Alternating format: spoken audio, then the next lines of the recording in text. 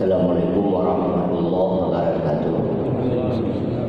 Alhamdulillahirabbil alamin. Wassalatu wassalamu ala sayyidina Muhammad wa ala alihi wa sahbihi ajma'in. Amma ba'd. Pertama-tama kita panjatkan puji dan syukur kepada Allah Subhanahu wa taala yang masih diberikan kesehatan, tunjuk dan hidayahnya kepada kita bersama sehingga masih dapat kita berhadir pada subuh yang berbahagia ini untuk melaksanakan sembahyang subuh berjamaah.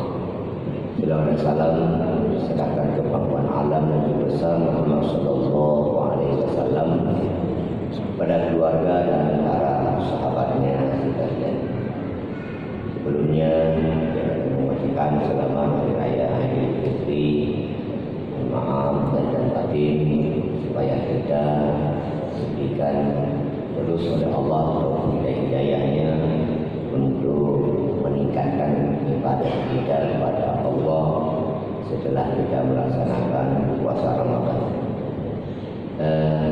Para jemaah yang dirahmati Allah, pada subuh yang berbahagia ini kita memasuki kepada bab taubat. Kalau 2 bulan yang lalu kita berbicara tentang keikhlasan niat. Hari ini kita masuk dalam bab yang lain, yakni bab taubat. Qala al-ulama at-taubatu wajibatun min kulli dzambin,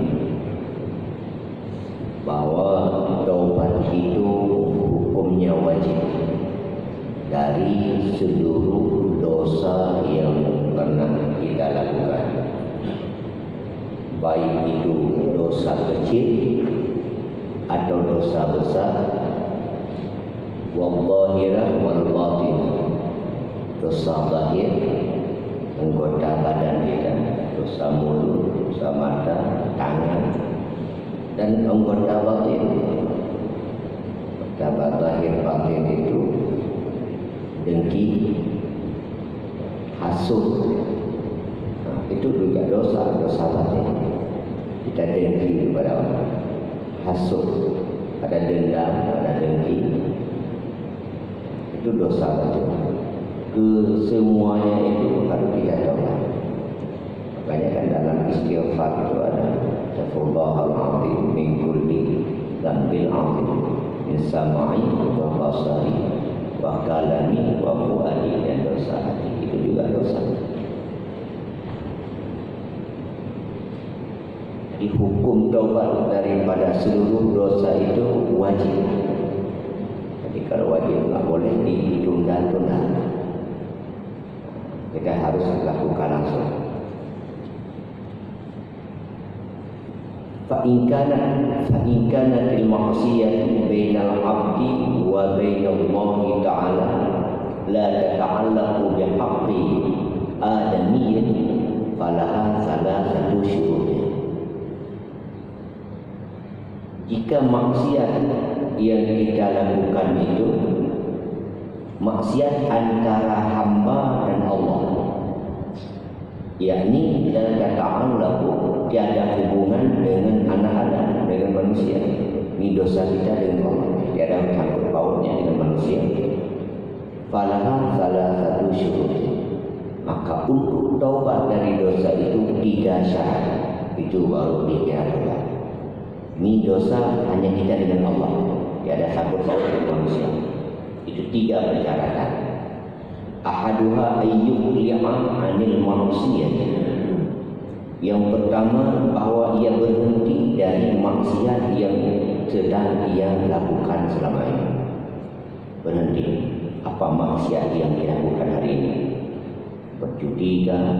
Mabuk kah?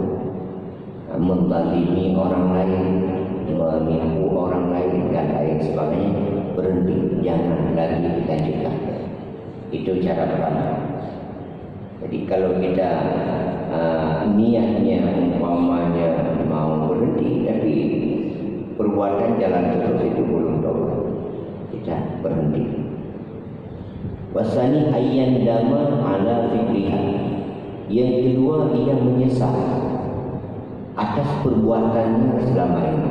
Ada rasa penyesalan, benar-benar menyesal sambil dulu kalau teringat terhadap apa yang telah kita lakukan. Nah, kenapa harus kita lakukan? Kenapa saya melakukannya? Betul-betul menyesal. Andainya bisa mundur belakang, maunya mundur belakang. Seperti Usama bin Zaid dikala beliau membunuh seseorang dalam perjalanan mereka dakwah sampai di satu daerah. Di sana orang kafir, ternyata ada yang sudah muslim, tapi tidak diketahui orang bahwa beliau sudah masuk Islam, karena dia masih menyembunyikan diri keislamannya di tengah kaumnya, karena kaumnya masih kafir. Begitu para sahabat datang kepada padang pasir, beliau bersembunyi di belakang batu sedang mengembala kambing. Melihat takbir dari orang ini, langsung beliau turun. Rupanya yang datang sahabat Nabi yang lain pada lari semuanya, karena ini orang luar biasa. Jadi beliau untuk menunjukkan bahwa dirinya itu muslim, beliau mengucap di kalimat syahadat di hadapannya untuk menyatakan bahwa saya sudah masuk Islam. Tapi oleh Usama beranggapan bahwa ini orang ini dia mengucap dua kalimat syahadat di depan kami hanya untuk menghindar dari serangan orang ini. Dia yakin Usama bahwa orang ini muslim. Ia hanya mengucap dua kalimat syahadat, hanya pura-pura saja. Beliau ambil pedang langsung ditebas. Nah, diambil kambingnya, dibawa pulang semuanya. Sampai di Madinah jumpa Rasulullah, diceritakan tragedi itu. Kata Rasul, dia sudah ucap dua kalimat syahadat. Kenapa kamu bunuh? Enggak ya Rasul, itu hanya di mulut saja. Maka kamu masuk ke dalam hatinya. Hingga kamu katakan bahwa dia mengucapkan itu hanya di mulut saja. Maka tidak cukup dengan dia mengucapkan di hadapanmu sebagai pegangan bahwa dia adalah muslim. Nah, jadi itulah lahir hukum. Nahnu nahkumu bil zawahir. Kita menghukum secara zahir. Batin kita tidak diberi kemampuan oleh Allah untuk melihat isi hatinya. Kalau dia juga ucap dua kalimat syahadat, ya selesai. Secara hukumnya dia bohong, berdusta, hanya ada jalan keluar saja, itu kesalahan antara dia dengan Allah. Kita tidak berdosa. Melepaskannya itu tidak ada dosa. Nah, kata Rasul, merdekakan budak. Karena hukum membunuh orang itu wajib memerdekakan seorang budak. Di sanalah Usama yang perlu kita penyesalannya. Nah, ini jadi menyesal terhadap perbuatannya. Apa kata Zaid? Seandainya hari ini saya masuk Islam, bukan sebelumnya. Artinya apa? Beliau menyesal karena beliau sudah masuk Islam, tapi hari ini beliau sedang melakukan satu kesalahan yang luar biasa, membunuh orang. Seandainya hari ini saya masuk Islam, sungguh saya tidak ada dosa. Begitu menyesal. Tapi Rasul telah memudahkannya untuk berdoa dan memerdekakan budak. Jadi benar-benar kita menyesali terhadap kesalahan yang pernah kita lakukan. Susah, bunda. Andai bisa mundur ke belakang, kita mundur ke belakang. Begitu penyesalannya. Wasalisu ayyazima alla ya'uda ilaiha abadan. Yang ketiga, bahwa dia berazam. Azam sudah kita bicarakan beberapa minggu yang lalu. Kalau azam ini sudah tekad bulat, kan? Nah, hanya tinggal melaksanakannya saja, itu azam. Karena ada yang namanya khabar, goresan hati, terlintas hati kita mau ini. Ada yang namanya azam. Kalau azam, ini sudah tinggal melaksanakannya. Tidak ada perbedaan. Jadi kita sudah azam di dalam hati, sudah yakin 100% untuk tidak akan kembali kepada kesalahan yang sama. Apa perbuatan kita selama ini yang melanggar hukum agama? Mencuri, kita sudah tekad tidak akan mencuri lagi. Jadi 3 syarat taubat. Pertama, berhenti. Yang kedua, menyesali. Yang ketiga, azam di dalam hati tidak akan kembali. Itu baru dinamakan taubat. Kalau kesalahan ini hanya hubungan kita dengan Allah Ta'ala. Tidak satu pun manusia. Kalau mencuri tadi ada hubungan mabuk, dia selama ini mabuk, yang tidak ada hubungan dengan manusia. Atau dia selama ini meninggalkan sembahyang, pelanggaran saja yang tidak ada hubungan dengan manusia. 3 baru dikatakan taubat. Nah, ini berhenti, menyesal, dan cita-cita tidak kembali. Fa'in fukida ahadus salasati lam tasihha taubatuh. Jika satu dari 3 itu tidak ada, maka belum sah taubatnya. Sudah bertaubat, sudah, tapi belum 3 ini. Dia sudah berhenti, tapi dia tidak menyesali atas apa yang pernah dilakukan selama ini. Atau ia menyesal, tapi belum ada azam dalam hati untuk tidak kembali.